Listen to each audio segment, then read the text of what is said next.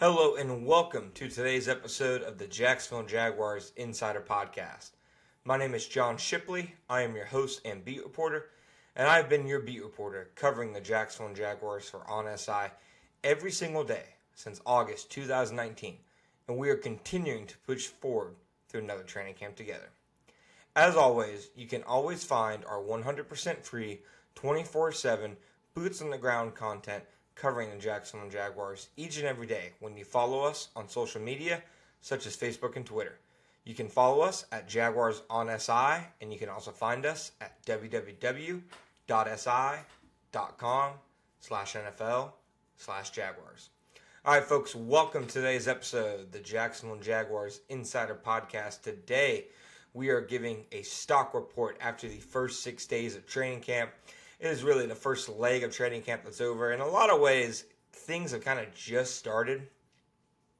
Once the pads come on is when things simply just look more real, when things are much closer than, to reality than they have been at any other point in training camp, because simply put, football is not played in helmets and basketball shorts. It is played in shoulder pads.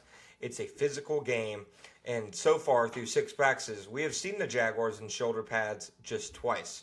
With that said, there has still been plenty of action from the Miller Electric Center right here in Jacksonville, and we have been there to see it all for you. So starting with some guys whose stock is pointing up, in my opinion, I think I have to start with Chuma Edoga. I think Chuma Edoga has been a very pleasant surprise for the Jaguars so far in training camp. And again, it's still early. Only 2 days in pads so far, but I'd argue out of the offensive linemen, he's had the most impressive first 2 days in pads. He's done very well in one-on-one drills. He's shown a good anchor. He's shown a good ability to kind of stop both power and speed rushes, and they've thrown different guys out. Devon Hamilton, DeJuan Smoot, Tyler Lacey, and to Edoga's credit, we talked a lot about him this offseason as an offensive tackle. We talked a lot about him as a guy who could push Anton Harrison at right tackle. Well, once Patrick McCary went down with his back spasms injury on the 3rd day of training camp, hasn't returned as of yet. Since then, Chuma Edoga has been the Jaguars' answer at right guard. And to me, he's answered the opportunity with a gusto. I really think that he's been a very positive addition for the Jaguars so far.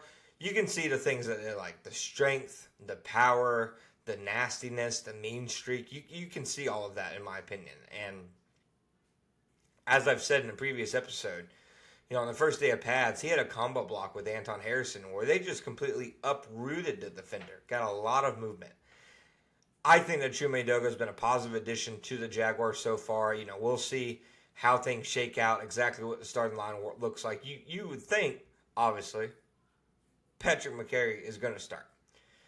But if Chuma continues to impress, should there be another spot for him on the offensive line? Should he potentially get a shot at left guard? I think it's at least a question worth asking. Another guy with his arrow pointing right up, I think Tank Bigsby. Tank has, it's kind of been a theme with Tank over the years where he looks good in practice. He works very hard. He's a hard practice player, high effort. He is somebody that just due to his play style and his intensity and aggressiveness and the fact that he does everything with such intent purpose, he's always going to kind of look good in practice, and that's been the case the last 2 years. He's had solid training camps in back-to-back years. I think this training camp has looked like his best so far, and I will say, it does seem like this Jaguars regime has at least an idea of what role they want Tank to be in. You don't see him in a lot of 2-minute drills. You haven't seen him catch a lot of passes in team drills, etc. But you have seen him kind of, in my opinion, set the tone for the running back room in the running game. And he's gotten to the second level on quite a few runs. Tank Bigsby is somebody who I think, can confidently say he is walking out of the first week of training camp with his arrow pointing up. I'm not sure if I'd go as far as say I think he's going to be a number 1 back, because I really do think that they're going to have kind of a run back by committee kind of approach, and they'll ride the hot hand, etc. But I do think Tank has shown enough to the Jaguars to show them that, hey, this is a guy who deserves a sizable role on the offense this season. I think Tank has, again, he's always had good training camps. I think this has been one of his better ones so far, at the very least up to this point.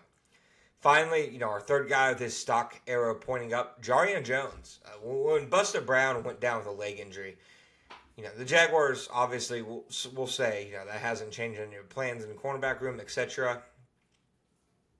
I think when Buster went down with an injury, that does change things. Because to me, Buster, with the offseason that he had and the way they talk about him and the way the people in the building, have kind of hyped him up, it definitely felt like Buster was working his way towards a potential starting or at least a sizable role in the defense. Now, obviously, Buster, he's expected to be back for the regular season. He can still have that role, etc. But with him out, the question has always been, who's going to step up? And so far, that's been Jarian Jones. Third round pick a year ago. Really impressive rookie season. He's had a really good training camp. He's made big plays. He obviously had that viral one-handed interception against Brian Thomas Jr. And, I just believe that Jarian is somebody who, both in team drills, one-on-one situational drills, he's done everything I think that you could ask for a guy who is looking to continue ascend and potentially carve out a sizable role in the Jaguars defense. I think it's been a very strong offseason for Jarian. And I think it's important that he had this offseason because he isn't somebody who, when you look at the scheme they're looking to play, in my opinion, he isn't somebody who is maybe all that well versed in the kind of football it seems like they want to play. He's a very physical corner. He likes to get his hands on guys. But, they're in more of a zone-based system, a little more off coverage, a little more reading the quarterback, using your instincts, etc. I was under the impression that he would be somebody who would, maybe have some early growing pains with the defense. Perhaps maybe in the offseason he did, but so far in training camp, he's been stellar. Now we're going to talk about a few guys with their arrows pointing down, the guys with the official stock down so far in training camp. I unfortunately think Arik Armstead has to be mentioned. And it's not because of anything Arik Armstead has done. He's not hurt, anything like that. But Liam Cohen more or less said they are bringing him along slowly. Kind of treating him like a veteran, which he is. He is a veteran. I believe he's the oldest player. If not, he's one of the oldest players on the entire roster. So obviously with those players, you're going to treat them differently than, they're not going to ask him to do what Travis Hunter does. But with Mason Smith already out of the lineup due to his injury and with Armstead not taking part in any team drills up to this point in training camp, I think the defensive tackle position has definitely looked like a major red flag and question mark for the Jaguars. I don't think Tyler Lacey and Jordan Jefferson have really made that many plays.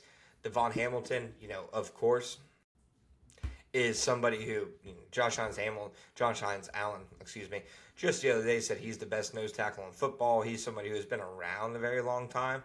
But even he, he's made some plays early on in camp, but even he, I think, has kind of dipped down a little bit the last few days. Just without Armstead in the middle of the field, it very much feels like they are missing a presence in the middle of the defense. And we will see when he does practice. But for right now, there has not been much to see from Arik Armstead. Another guy who I think, just maybe needs to show a little more, I don't know if you want to call it consistency, if you want to call it flashes or whatever. De'Ami Brown, I think, just compared to what we saw in the offseason and the expectations that people had, I think has left a little bit to be desired. He did have his best day by far on Tuesday. He had a very, very productive manufactured touch in the running game where he beat the defense downfield for a giant gain. He caught a huge deep pass from Trevor Lawrence. But before that, it had been a really quiet training camp for De'Ami Brown. Not many plays made to note. There have been a lot of almost plays, but too few times has he been able to come through and really execute completely and come down with the ball. So I think the Jaguars, especially so with Travis Hunter playing defense as well, I think that third receiver role is even more important for the Jaguars than it is for most teams. So obviously, they need a big year from De'Ami Brown. They're going to be expected to, obviously see him have a career high in terms of usage. And, perhaps he is turning the corner, of course, because like I said, he just had his best practice of training camp so far. But there is no denying that it has been a slow start for the Jaguars free agent receiver. Thank you guys for joining me at Jaguars on SI and the Jacksonville Jaguars Insider Podcast. Please don't forget to like, subscribe, review, whatever you got to do at Spotify, Apple Podcasts, and all other podcast platforms.